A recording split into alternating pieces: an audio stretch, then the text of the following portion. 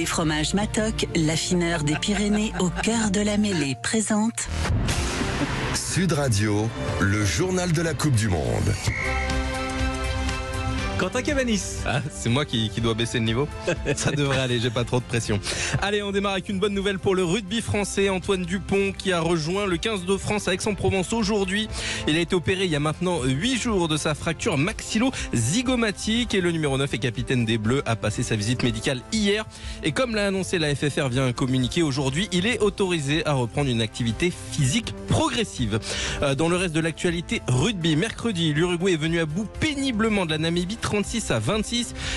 Jeudi soir, le Japon a battu les Samoa 28-22. Et puis hier soir, la Nouvelle-Zélande a écrasé l'Italie 96-17 à Lyon. 14 essais inscrits par les Blacks. Et à l'issue de cette rencontre, Julien Vert a rencontré Martin Pagerello qui expliquait finalement un sentiment d'impuissance de la part des Italiens. À chaud, il y a le sentiment d'impuissance qui est là, que ce soit en conquête ou même dans le jeu général. On n'a rien pu faire, ils étaient largement au-dessus de nous. Donc le sentiment d'impuissance, on ne pouvait rien faire.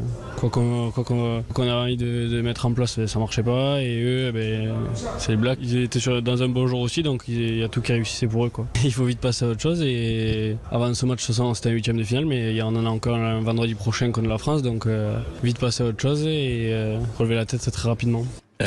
Et oui. Et oui, voilà. Donc, Martin Pagerello qui avait un sentiment d'impuissance après cette rencontre et cette défaite 96-17.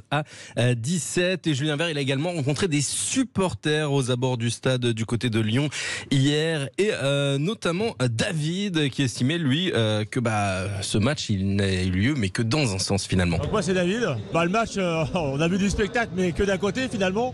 Pas de défense de l'autre. Le résultat, il est là, quoi. Donc le problème c'est que la semaine prochaine c'est la France qui va jouer l'Italie. Je pense qu'ils vont prendre une deuxième raclée. C'est fini pour eux. C'est très clair. Bon courage, ami italien, parce que David vous veut du bien. En tout cas, un autre supporter. Oui, Mathieu par exemple. Allez, Mathieu. Qui lui estimait que, à contrario des Italiens, les All Blacks ont bien répondu présent. Mathieu, je suis supporter des All Blacks. Match énorme.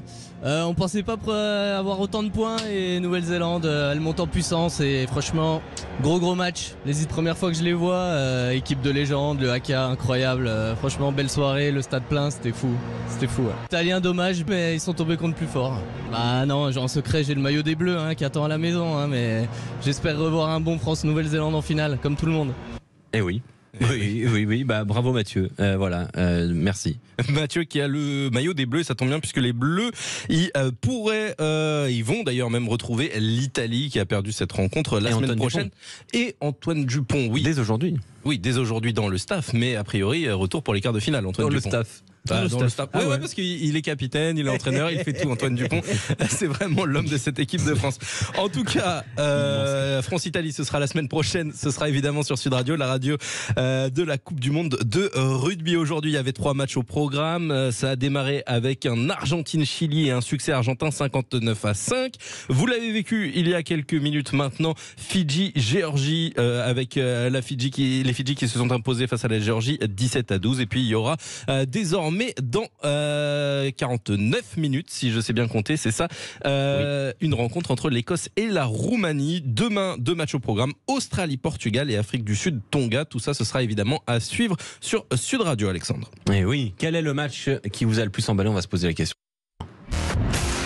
Sud Radio, le journal de la Coupe du Monde. Avec Matoc, l'affineur des Pyrénées.